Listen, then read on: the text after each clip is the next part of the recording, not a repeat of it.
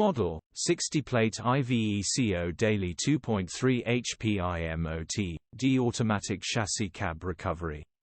Body, blue, white, chassis cab. Mileage, 127626. MOT, 21 March 2024.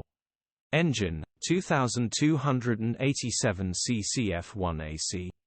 Transmission, automatic, rear-wheel drive. Mechanical summary, starts perfect.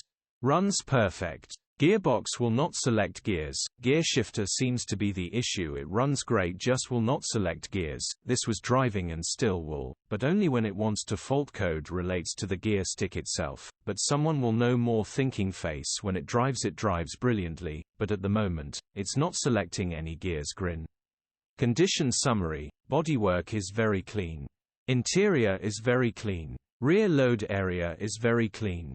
Features, 3 keys, electric windows. EU status, Euro 4. HPI, clear. Click the link in the